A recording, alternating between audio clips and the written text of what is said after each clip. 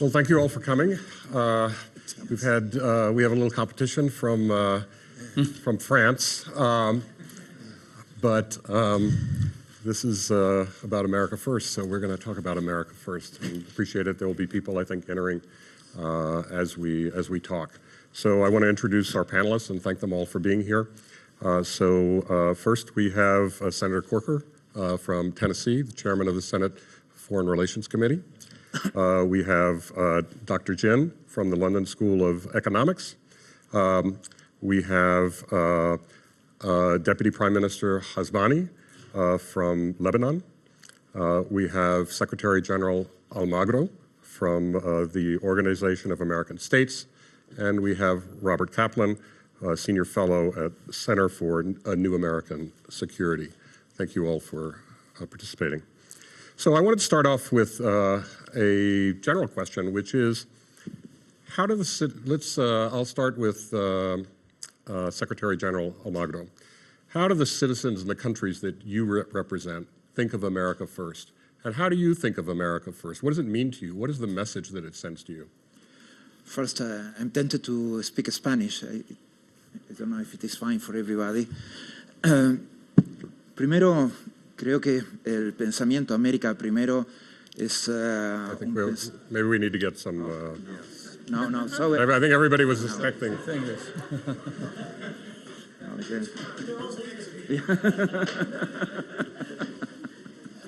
So definitely we'll... Yeah, thank you. I think we need some, yeah. Apologies. Yeah.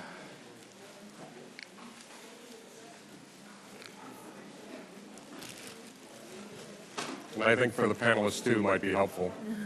We can get them for the panelists.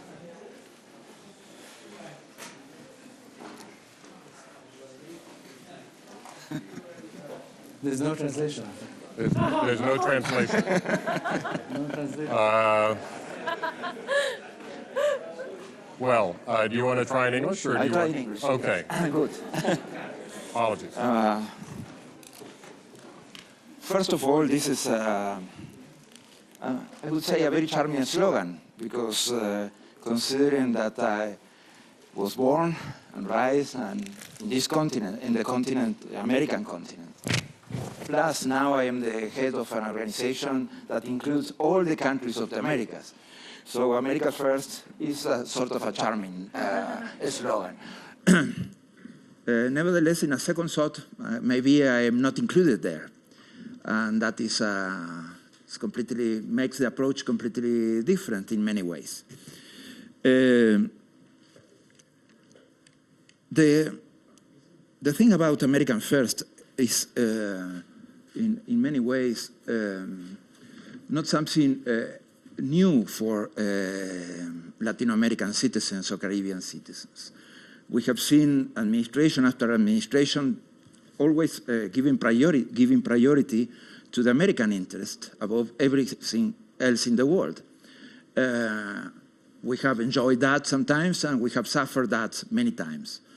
Nevertheless, our approach always is to wait and see, because we have to accommodate always to a new American administration and try to take the best, try to be helpful sometimes, and of course, try to protect or defend our interests when it's necessary. What we see these days, we have a sort of an advantage in many ways. That is, the message of this administration is quite clear. Second, it is not so distant from the principles and values that we defend in the Organization of American States, in many cases. For example, the message of the administration about the dictatorships in Venezuela and in Cuba is very strong, much stronger than the previous administration. And that, of course, makes the things easier to work. Plus, as head of the organization, I can't complain, because the American administration has been very supportive of our work defending democracy in the continent and protecting human rights. What we see that the main differences are, of course, in some issues that are related mainly to migration and sometimes trade. Migration, the main problem is the rhetoric. is if we see the number of the deportations of the previous administration did much more, many more than this administration. If we see this concept, the wall already exists partially. It's a legacy of 2 administrations before. Yeah. So there are hundreds of miles of wall already, and those hundreds of miles of wall cost the lives of 500 at least Latin Americans every year. So that is not so different. The rhetoric is different, and the approach is different, and that is something that is our concern. And of course, we are struggling with that. Let me ask Deputy Prime Minister Hasbani, what is the message to you? How do you feel the citizens of Lebanon and perhaps in the broader Arab world see this? Well, first of all, the expression of America First is seen differently by different people. Some people see it as a sign of relief because they believe in the past intervention from the United States in affairs in the region has not been extremely constructive. Others see it as a major shift in terms of potential solutions for the region, or in a way unfinished business that has been stopped somewhere right in the middle of its evolution, which means more chaos and more trouble and problems. So different people see it differently. However, if we go back to the key principle, it's not surprising to me that a country would put its interests first. And that's a natural cornerstone of any strategy. Whether it's less focus on foreign policy, more focused on local affairs, this is just the order of business, I guess. But in the end, no global power can actually disengage completely from international affairs, not even smaller countries, let alone a global power. But what it means to a region like the Middle East is that some selective intervention has been observed within this America First approach. In many ways, it is also seen as there's no clarity on where the US wants to go with its policy with respect to the Middle East. Non-state actors are there. They still exist. They're being eliminated partially, but they exist from different backgrounds, not just from one background. At the same time, state actors are there, and they're also dealing with each other in a highly polarized environment. There are re-emerging forces and global forces coming back to the region, particularly Russia. And a lot of action is taking place. We see troubled countries, revolutions turning into wars, turning into unrest. A lot of chaos, at the same time stability within that chaos. And the question remains, what is the interest of the United States in that region particularly? So America first, yes, but what does it mean to stabilize the Middle East, for example, and keep the Middle East stable, build stable economies, reduce polarization at national level and at regional level? Could that be in the form of peace brokerage, in more engaged administration in forging peace and relationships and positive relationships? So basically, putting America or the United States first in the policy of the administration could mean positive interventions, selectively probably, not at a mass scale, and collaboration and cooperation and creating the right environment for the evolution towards peace and stabilization by identifying the right brokers of peace, identifying and exercising the right pressures in the right places without necessarily having to have the same level of interventions as used to happen before. But a business cannot be left unfinished, and there's also a moral and human responsibility towards stabilization, because there's nothing that's not interconnected. Everything is interconnected. And has U.S. Involvement in the Middle East over the last year, has that been constructive? Has it contributed to stability within the region? Or Well, not? we have seen involvement in Syria, for example, with the ISIS fight against ISIS. That has been quite positive and resulted in a positive outcome. It's not completely finished yet. There's more work to be done. It's I think the post-ISIS period that needs a clear strategy. The interventions from Russia, of course, have a big weight in the region. We would hope to see a more constructive approach and supportive approach to fast forwarding towards peaceful solutions in the region. And I guess it's understandable that, first year of administration, you're still formulating strategies and approaches and building links. But more clarity needs to happen very quickly because events are evolving in a rapid pace in the region, and they need a closer look. And I'm going to want to come back to talk about your prime minister, a little detour that he took to Saudi Arabia and what the significance of that is, and what the Saudi role is, and what the U.S. role might be. But we'll come back to that. Senator Corker, what's your own reaction to America First, and how has it played out so far with this administration? So I think you have to look at the genesis of. We have a country where a large part of our population feels alienated, feels like their lives have not ended up being where they thought they would be. They've worked hard all their life, might have gone to high school, a couple of years of community college, and for 20 or 30 years, they basically have worked and received the same amount of wages, and things are costing more. And so you have to first realize that you have a president who's speaking to that audience. And a lot of times in the foreign policy arena in particular, we talk about lofty things, but we never speak about foreign policy in a manner that relates to the people that we actually represent. I mean, we come to places like this, Davos or Munich or other places, and we talk amongst ourselves, but we fail sometimes to relate that back to the people that we actually serve. So I think what you're seeing the president do is do that in spades. And I know Mark Meadows is here, one of our great leaders in the House.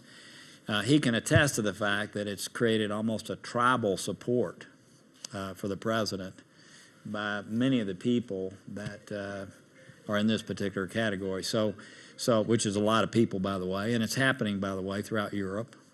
Similar kinds of things are happening. So the rhetoric is oriented that way.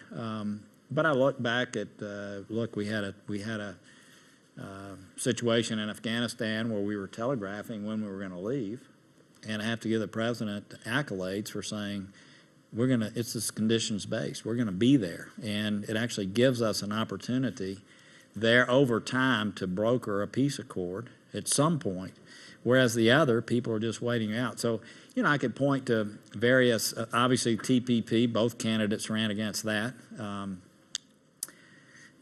would like to see us in an alliance that counters what China's doing in the region, and as it turns out, it's not going to be that. What's the state of our alliances at the moment? Do you think they're strong? People have confidence, lack of confidence. What is the state of play at the moment? We were having a conversation back in the speaker's room, and I think that there's no question there's unpredictability. People don't know what's going to happen. I mean, the president's own advisors, as Mark knows, will spend months trying to shape a policy.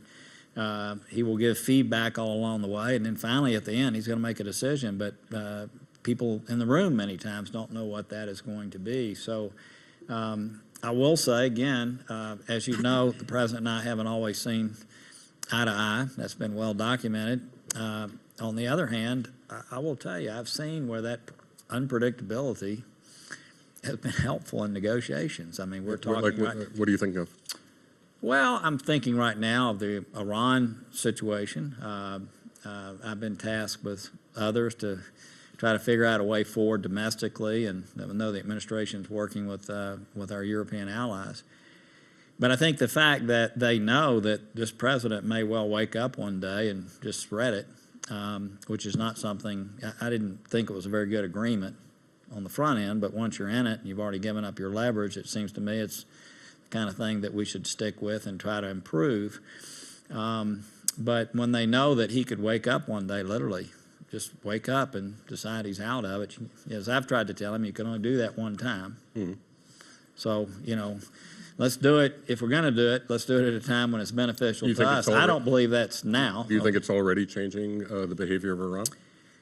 I'm not talking about Iran. I'm talking about the fact that our European allies are far more interested in talking with us about what we might do as a result of the fact that we have a person who they know is somewhat unpredictable in this way. So it doesn't always pay off. There are other instances where,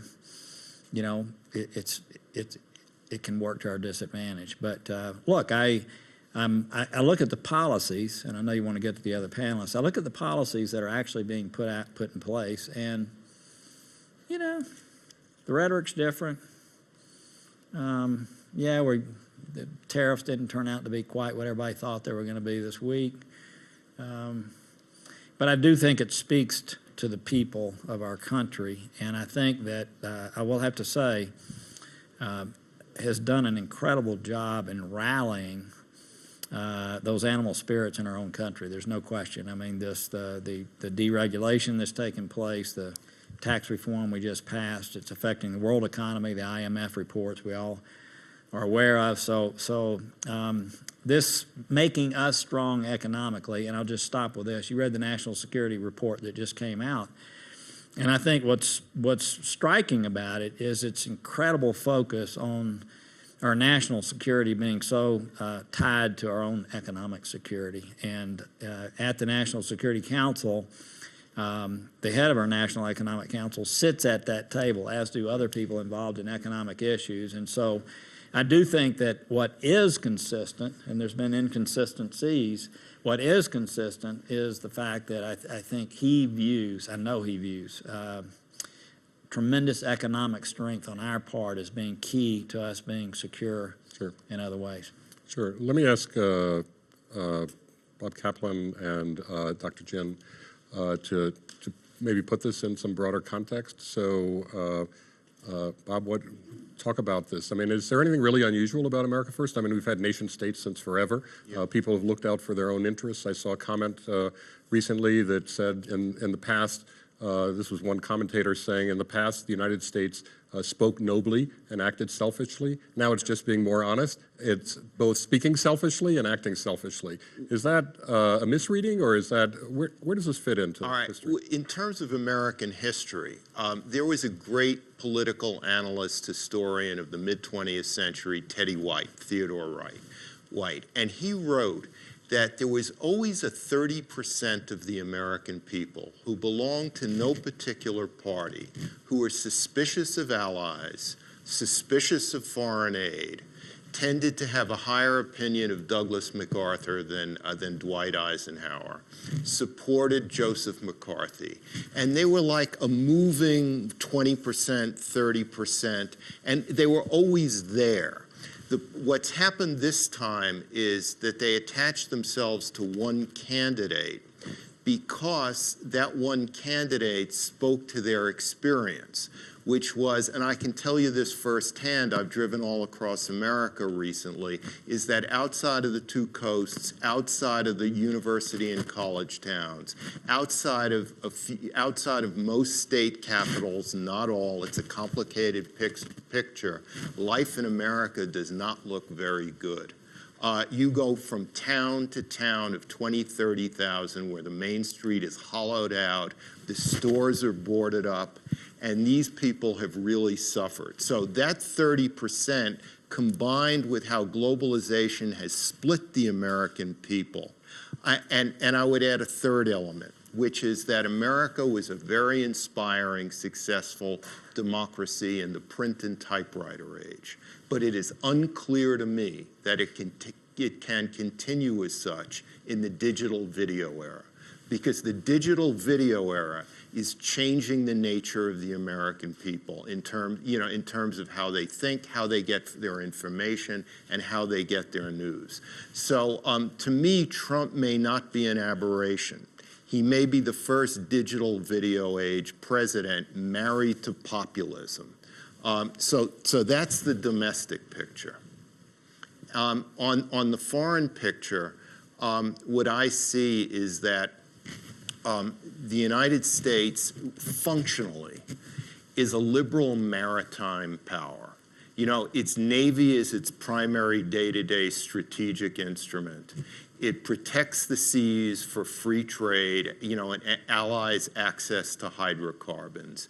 And with that seafaring maritime great power tradition, like Venice more than Rome, America has generally been able to project power better by supporting free trade. Because free trade goes together with democracy. It's a perfect fit and a perfect way for America to project power. So I think that when President Trump signaled a withdrawal from the Trans-Pacific Partnership, moving away from free trade, that was the biggest self-inflicted error that America has made in Asia in decades, because it reduced America's vision for Asia. It shrunk it down to just help us out on North Korea, and we want a better deal with China on bilateral trade. And I think the effect is corrosive going around the world. If you go to the Middle East, what's going on with the US and Mexico, I think our allies in Europe are far less sure of us, because deterrence has to be proclaimed forcefully all the time, or else it doesn't work. And if you get a president who doesn't seem fully committed all the time from the very beginning to NATO, that undermines deterrence, if there's any question mark whatsoever. Dr. Jin, why don't you step in here and talk about what are the consequences of this policy? We've heard a lot of warnings here at the World Economic Forum in Davos that this means the luster is off of globalization, as Prime Minister Modi from India put it. Other people are foreseeing a sort of a halt to globalization or a slowdown in it. And we have actually seen some stagnation in trade flows and currency flows and things, and international bank lending and things like that. What do you foresee? Well, look, first of all, and I'll offer a Chinese perspective on the first question, which is, look, if President Trump says America first, the Chinese would say, hey, we get it. Which country really doesn't put their, country first? Germany does, and everyone else does, except that President Trump is more vocal. I think the real question here is, do American first policies really put America first? And I think that there's a clarification that we need to make with regard to globalization, which touches upon your question. We blame a lot on globalization and trade, where in fact job losses are, known to be much more associated with technology. And are these, the imminent trade wars coming, especially with regard to China, this kind of trade pressure, really a good thing for the U.S.? If China stops buying, aircrafts, 180,000 jobs. If it stops importing soybeans, 10% of some local population of Missouri depends on, exporting soybeans. The state of the academic findings today is that on net, Chinese imports has created jobs through services. And it's about balance, the jobs that have been displaced and the jobs that have been created. We also forget that bilateral trade flows in terms of imports versus exports completely mismeasure the real trade activity, because it's global supply chain. China, for example, China's value added in making an iPhone is only 4%. But if it stops producing key component parts, that kind of completely disrupts the entire flow. So it's not by the trade deficit measurements from the traditional statistics that tell you this, paint the whole picture. Then the dollar, being the reserve currency, we need trust of the dollar. We talked about unpredictability. Sometimes we would even say it's a bit random, right? So buying treasury bills. What we found is that countries that are U.S. allies versus countries that have their own nuclear weapons, they have a huge difference, 35 percentage points difference in how much U.S. treasuries they hold.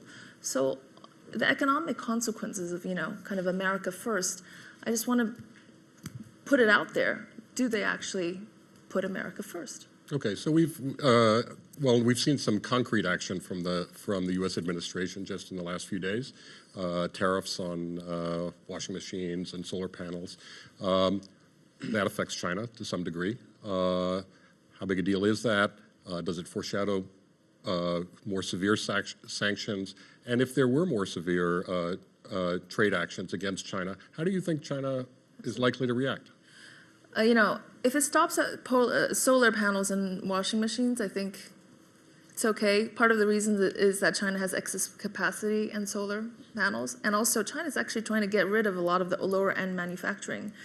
So it's kind of an external force that will force that transition. So I would say that's okay, but it is a signal. And if there is more pressure for another onslaught of trade, tariffs coming, I can guarantee that the Chinese government will have a very strong stance, most importantly because it is no longer the case that if you have strong domestic pressure, which will come from businesses, which will come from Chinese people, that the government will not respond to that. They absolutely will. So I think that Chinese government will absolutely have retaliatory a position if this gets much worse. And what about Latin America? Obviously, the president has said some strong things about trade from Mexico and from other countries in Latin America. What would be the reaction? Let's say if he rips up NAFTA, that would have a dramatic impact on Mexico.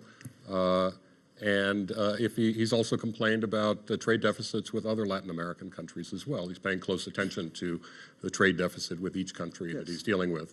How does Latin America deal with that? What would be the impact in Mexico and Latin America, and what kind of response would you expect? First, I want to finish something I was saying. I was talking about the rhetoric against migration, but it's not only the rhetoric. There is a decision against the TPS that, of course, affects mainly migrants from the Northern Triangle, and that may create, of course, some social unrest and may bring even more illegal immigration to the United States. About trade, what we have seen is mainly the Mexican case and some issues with Argentina that later, they were resolved later. The thing is, and some threats against the FTA with Central America. My concern is that, and of course, some Latin American countries were affected by the TPP. The thing is that, first of all, countries will try to protect their interests in negotiations with the United States, as Mexico is doing.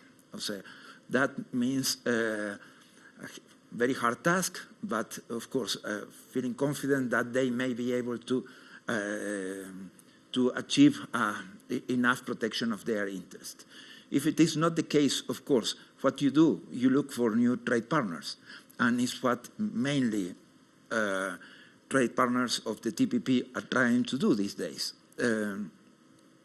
I think that, in fact, is a consolidated space in Latin America that China has. China is the main trade partner of Uruguay, Argentina, Chile, Peru, Colombia, and we can count on. So it's already in a space that belongs in the trade, mutual trade to them. This TPP was a way of recovering part of that market. So now it's completely abandoned in the now conditions. So people will try to keep improving those conditions and keep improving that trade with Asia that they have. So is all of this, maybe I can ask a lot of people, is this opening up just an opportunity for China? I mean, there's been a lot of commentary to that effect, that that the United States is creating a vacuum, that China is going to step in. I saw that the foreign minister of Chile recently said the U.S. had in fact created a vacuum and that China would be stepping in. Senator Corker, are you concerned about that, or are you nonchalant about it? No, not nonchalant. I think that China has for years and is stepping it up even more, had a strategic vision that is long and is investing resources, creating alliances, creating relationships, sometimes not to the benefit of the countries they're doing it with because of the way they finance it and the way they build it. But there's no question that they are very aggressive. We are lacking in that regard, and we hope over the next couple of weeks to be taking some steps to help counter some of the, and I'm really talking about more the development side of things. But no, I think from the standpoint of a country having a vision, implementing that vision, putting resources, big resources behind it, there's no question that, and TPP, couldn't agree more. Both candidates, by the way, in the race, one who actually had been kind of involved in it and creating it, on the other side of the aisle, were those speaking to the issues that you're talking about between the coasts and that Mark and I see all the time in our own states. And so, you know, it just wasn't politically palatable from their perspective, although I'm not sure about that, okay? I'm not sure. But it has left us in a weakened position as it relates to, again, if you think about the economic alliances and what that means from a national security standpoint, it's really hurt us on two fronts. We have to remember that these countries have a domestic audience also. They went out on a limb, agreed to an agreement with the United States of America, and then now we're not a part of it. So it's been very damaging. And yes, I don't think, this is the first year, I don't think the administration has yet fully thought how they're going to try to counter that. I do want to say, as it relates to the Western Hemisphere, it's my understanding that the White House is going to spend tremendous amounts of time and effort in this next year in the Western Hemisphere. Hopefully that'll be welcomed, but and I think that it will, but I think there's going to be a tremendous emphasis on that. Dr. Chen, could you address that? I mean, is China, does this just open the way for China in Latin America and elsewhere? I think China did not expect this kind of opening, especially in certain areas, as quickly as it happened. And China also harbors no illusion that it can fill the role that the United States have filled in many, many aspects of the role. Look, let's face it, it's a middle-income country, a developing country. It's big, but it's still poor. However, as President Xi has, put out a new kind of global model, a new platform for economic cooperation through infrastructure, I think that is real leadership, and I think he wants to define his legacy by enabling this kind of global cooperation, just as post-war United States, pushed for more universalism. But let me just say the reality, even though we've heard of, the greater cooperation of other countries with China, is that it's very tricky. With the Belt Road Initiative, China has over and again met with so much political resistance, even in the countries that they're trying to help finance infrastructure. One little anecdote helps, clarify the question. Sri Lanka needed a lot of infrastructure. China wanted to finance it, and then because of political parties, they decided to side more with the U.S. and India. And they were waiting for the promised loans, and it never came, and they wanted to switch back to China. And China's like, I don't think so. Many stories like that. Interesting. Let's turn to the Middle East and back to Lebanon because there's been a lot happening there. The United States has seen it as in its interest to closely align with Saudi Arabia in order to counter Iran. And the rivalry between the Saudis and the Iranians really seems to be unfolding in a very tense way in Lebanon. The Prime Minister, Hariri, had this mysterious stay in Saudi Arabia. He announced his intention to resign, later rescinded, returned. what is going on here exactly?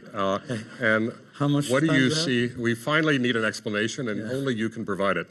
What do you see as what are the Saudis doing, and what do you think is the U.S. role in all of this? What role is it playing? Right. I think this is well, first of all, what happened in the past. Now we're looking forward how we can actually move forward with the results of what happened. The resignation of our Prime Minister had triggered or was triggered by an escalation in rhetoric coming out of Lebanon, of a specific faction in Lebanon that was anti-Arab in general and was quite aggressive against our Arab friends and countries and allies. So basically that triggered a long internal reaction as well from various political parties in Lebanon. And the government has pretty much everyone represented in it through a democratic process, basically, and that's democracy in general. The challenge was always how to keep Lebanon away from all the conflicts that are happening around the region without interfering in any conflicts and without any conflicts interfering in the stability of Lebanon. A line was crossed at that point in time. The resignation had readjusted the position of the government in order to get everyone to agree that this government has one position, and the official position of Lebanon is to remain neutral from all these conflicts. And that was achieved post-resignation. Therefore, he went back on his resignation, and now we're back to business as usual. And focusing on internal things, Lebanon first. Well, what is business as usual? Obviously, Hezbollah has a big role in Lebanon, has a tremendous amount of influence. Saudi Arabia is tremendously concerned about Iranian influence via Hezbollah and other ways. Has that changed? Let's split the two things. There are people in Lebanon who vote for members of parliament. They get elected and they get participation in the government. So that situation has been developing over a long period of time. And there's a group of the Lebanese who participate in this government through a democratic process. That's one thing.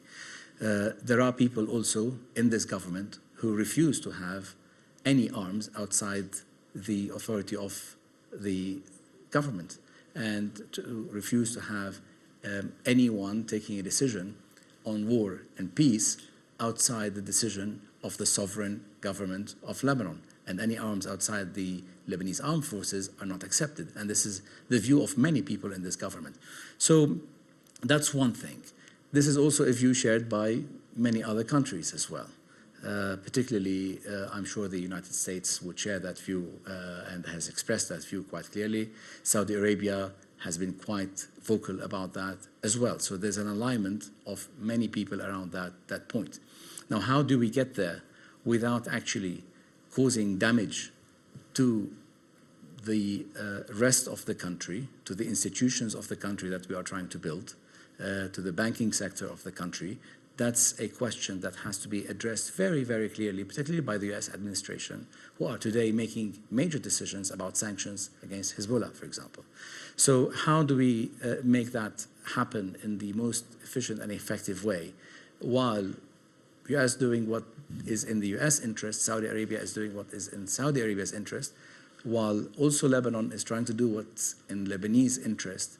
How can we find the common ground to get through this period as positively, as quickly as possible, without engaging Lebanon in the regional conflicts that are much bigger than the scope and scale of what the Lebanese government can achieve single-handedly? On top of that, we're impacted by those conflicts directly. We have 1.5 million refugees in Lebanon from Syria. The world is trying to help on a humanitarian level, but we're paying the bill. We're actually fronting and delivering all the services on the ground. So we're providing a global service, a global community service in Lebanon as a government. So Lebanon needs that support, needs that global community support. And if it is in the interest of the United States to create credibility, stability in the region, to also counter the Iranian spread across the region and influence, there's a lot to be done on encouraging growth, prosperity, stability in places like Lebanon Well, you know, as a democratic model. But you know what the Hezbollah leader, Nasrallah, has said, that he said that the Saudis asked Israel to wage war, to attack Lebanon, and that, and presumably the Saudis were doing this at the behest of the United States and others. So is that, do you believe that? No, I wouldn't go that far in this analysis. I think there's a lot of rhetoric coming out of different parts of Lebanon and the region. I think what we need to focus on today is the solution of the wider region, particularly in Israel, particularly the peace solution in Palestine and Israel, in Syria, and all the other wars in the region have to be addressed in one way or another. I think going through peaceful negotiations is one thing. Putting the right amount of pressure is also another thing. But again, we cannot dictate a policy on any country or entity. We're there trying to also protect our own interests and stabilize the country, stabilize the region. Sure. And we do hope that in one way or another, there will be a positive overlap of interests between the United States, Europe, the Middle Eastern countries that are engaged in this discussion, and what we have at the local level in Lebanon. Right. We're going to turn to questions in just a few minutes, but let me ask Bob Kaplan. You know, some people have said that we're really making too much of President Trump and America First, that he's really a paper tiger, that there are a lot of things that he said he would do that he hasn't done, that he hasn't imposed any really severe sanctions against China, he hasn't declared it a currency manipulator, he hasn't ripped up NAFTA, he hasn't ripped up the JCPOA with regard to Iran, as he pledged during the campaign. What's your sense? Is he more bark than he's bite? Is he in fact a paper tiger? I think, yes, he is more, you know, his bite is less than his bark, but here's the but, is the United States for 75 years was a global leader, you know, the world's chief military power and economic power. The U.S. dollar's the reserve currency, and when you're the leading world nation in terms of how power is perceived, your bark matters a lot. Everything you say is infinitely analyzed. Nations, states, make decisions based on statements coming out of the White House all the time. It matters more when you're a leader. When you're a leader, the rhetoric has to sync, not perfectly, but it has to sync more or less with what you're actually doing. So that if your rhetoric is very unpredictable, and you have what I believe is a very weak State Department, that undermines your hard power too. Because power works in sync. You move ships around the world, your Secretary of State says something, the White House makes a statement, it all has to be coordinated. And the strongest American presidents have been those who have been able to coordinate and orchestrate the various kinds of power that's available in Washington. When you have an administration that simply cannot do that or won't do that, it undermines the reputation for power. Is that what's happening, Senator? Is that the United States reputation for power is being undermined, bad communication between coordination between the White House and the State Department, statements that seem to be more threatening and no actual follow-up, at least not immediately as pledged. What is your take on that? Well, I've sort of had this conversation openly. Maybe I shouldn't have. But I do think that as everybody was adjusting during the first year, Secretary Tillerson would be out doing something in China relative to North Korea or whatever. And as he was doing so and making progress, and I spend a lot of time with him, and I think he gives, by the way, very sound advice to the president. And by the way, he and our Secretary of Defense, Mattis, never go to the National Security Council or to the president without them both agreeing in advance, which is not the norm in many administrations. So I know he's giving very sound advice, and there have been occasions where communications of different types came out and undermined that, and basically were setbacks to us. I do think that's changed to a degree, and I feel that with Tillerson there's been a reprieve of sorts, and I think that this is just my observation. This is me saying this. I think he feels more secure in his job today, and I think you're seeing more of a sync up in that regard. So I do think, yeah, sure, during the first year some things happened that probably didn't need to happen. We can open up for questions. Yes, right here. Question for Senator Kramer. I work with, thank you, businesses around the world, seeing American engagement being very important. It strikes me that I buy into the theory that America First has resulted in America alone. We're isolated on trade, we're isolated on Paris, we're isolated on looking at human rights vis-a-vis our allies, we're isolated on the question of the capital of Israel, and the President's comments, which, we don't have a tape, we can't prove it, about countries in Africa and Haiti have isolated the United States such that it does seem like this is an America alone approach, not an America First approach. Your reaction?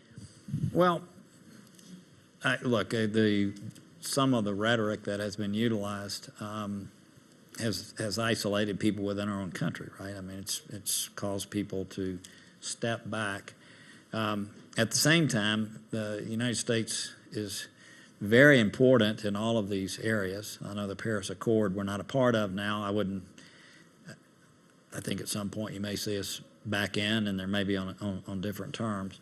But I don't see us today as America alone. I do see us, people looking at us in a little bit different light, and I think we probably have burnt some goodwill that built up over many, many years, and it's going to take some time to rebuild that over time, and hopefully, I don't know what's going to happen Friday afternoon at 2:30 or whenever the speech is, but hopefully, what we'll see is the beginning of an understanding that has taken place and some bridge building beginning.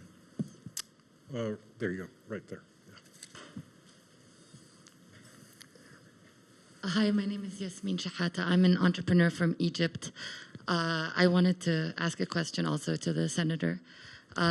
First of all, thank you for being a voice of reason at times when the world is watching, and happy to hear that. But regarding the Middle East, how can the U.S. suddenly decide America first after so many years of being so heavily involved in the region without many of us even wanting that involvement? And then if it is America first, then why the need to recognize Jerusalem as a capital at such a controversial time when the U.S. has no interest in being engaged and actually solving this problem and all the other problems? Not to mention the fact that countries like ours will never see democracy because our governments are continuously supported by the U.S. and we're never, and now human rights abuses are ignored. So how do you see America first in this context? Well, I'll start by saying I think it's far more difficult to be the president of Egypt than it is the president of the United States.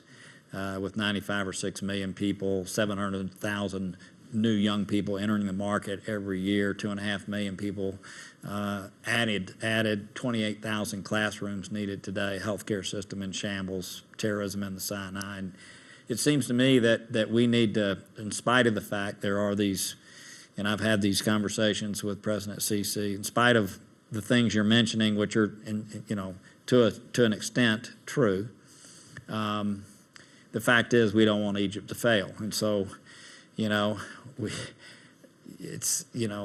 we have to continue to work with them and support them, actually for the people of Egypt's good too, where situations are not ideal as it relates to moving along and dealing with NGOs and dealing with human rights and dealing with many of the things you laid out. But I was not in favor of the last administration's quick pullback from Egypt in the manner that they did.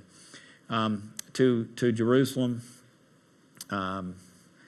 look, I think what you see in this president is when he has friends, he goes all out. I mean, you saw that with Saudi Arabia, and in many cases, not really asking for much in return, just boom. Probably the same, we'll see. I don't think any real commitments were made on the side of Israel, but again, boom, a commitment was made. Friendship is there, and a lot of times it doesn't. I don't think it's thought through in some cases in a strategic way necessarily. But and you know, it did happen, in fairness, at a time when the Sunni population is closer to Israel than it's been in a long time, right? I mean, it's really, you know, it is closer to Israel than it's been in a long time. And I want to say this: the back channel conversations that we've had, I don't think it really created quite the stir that people think. I know there was a lot of rhetoric that came out.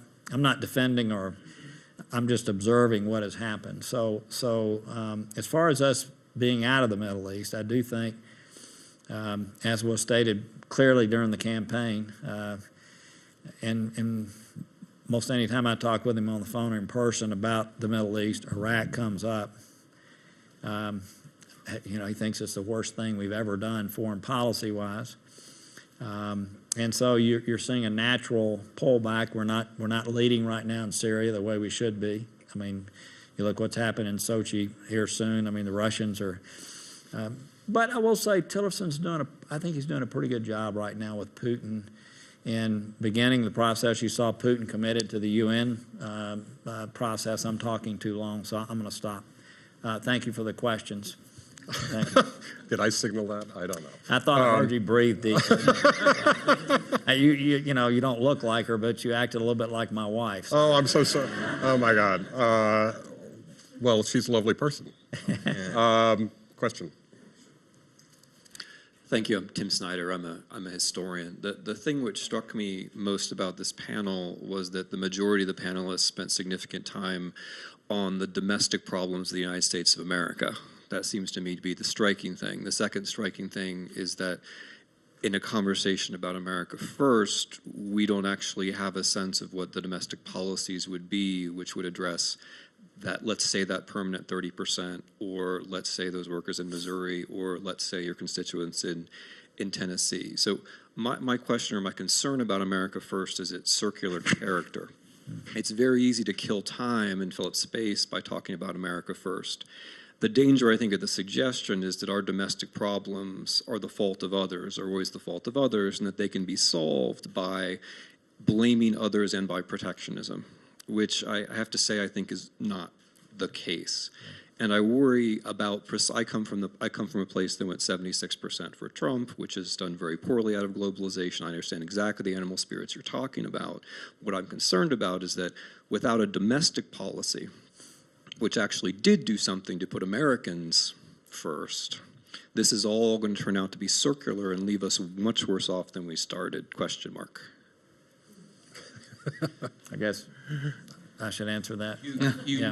Senator, you responded to a lot of questions. I'm sure the others have things to say too. Maybe Bob Kaplan could Yeah, address what I would say is I'm not an economist, and I didn't read all the pages of the new tax plan.